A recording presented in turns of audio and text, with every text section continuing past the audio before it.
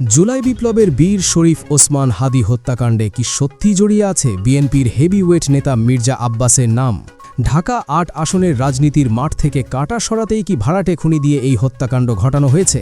এই সব প্রশ্নের জবাব দিতে গিয়ে এবার পুরো বাংলাদেশের রাজনীতিকে কাঁপিয়ে দিলেন খোদ তারেক রহমান।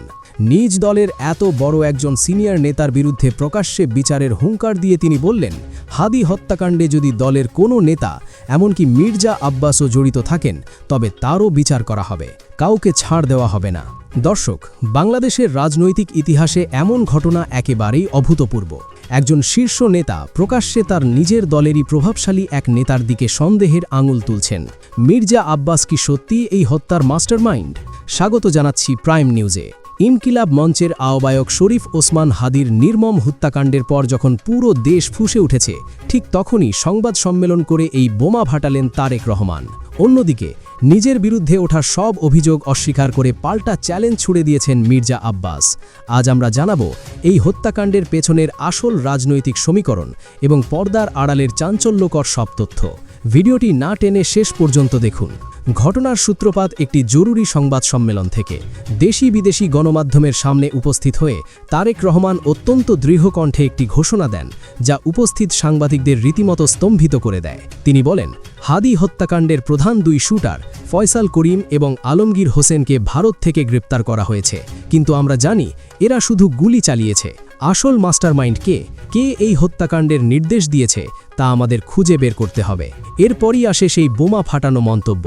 তারেক রহমান বলেন, আমি স্পষ্ট করে বলছি, যদি তদন্তে প্রমাণিত হয় যে আমার দলের কোনো নেতা এমনকি মির্জা আব্বাসও এই হত্যাকাণ্ডে জড়িত, তাহলে তারও বিচার করা হবে। ন্যায় বিচার সবার ওপরে। এখন পুরো দেশের মনে একটাই প্রশ্ন, সিআইডির আগের তদন্ত প্রতিবেদনে যেখানে মির্জা আব্বাসের নাম নেই, সেখানে হঠাৎ কেন তাকে সন্দেহ করা হচ্ছে? এর পেছনে সবচেয়ে বড় কারণ হল ঢাকা ৮ আসন। শরীফ ওসমান হাদি ছিলেন জুলাই বিপ্লবের একজন জনপ্রিয় যুব নেতা। মানুষের মুখে মুখে ছিল তার নাম। ধারণা করা হচ্ছিল ঢাকা ৮ আসন থেকে তিনি নির্বাচন করলে বিপুল ভোটে জয়ী হবেন। অন্যদিকে মির্জা আব্বাস বিএনপির একজন পুরনো ও প্রভাবশালী নেতা হলেও তরুণ প্রজন্মের কাছে হাদির এই আকাশচুম্বী জনপ্রিয়তা ছিল তার জন্য বিশাল এক রাজনৈতিক হুমকি। গত 12ই ডিসেম্বর পল্টনে হাদি গুলিবিদ্ধ হন এবং 18ই ডিসেম্বর মারা যান। আর হাদির এই মৃত্যুর পর ঢাকা ৮ আসনে মির্জা আব্বাসের আর কোনো শক্ত প্রতিদ্বন্দ্বী রইল না। বিশ্লেষকদের মতে, যে মৃত্যুর ফলে যিনি সবচেয়ে বেশি লাভবান হয়েছেন, সন্দেহের তীর তার দিকে যাওয়াটাই স্বাভাবিক। এর পাশাপাশি আরেকটি বড় প্রশ্ন হল, গ্রেপ্তার হওয়া খুনিরা সবাই আওয়ামী লীগ ও যুবলীগের কর্মী।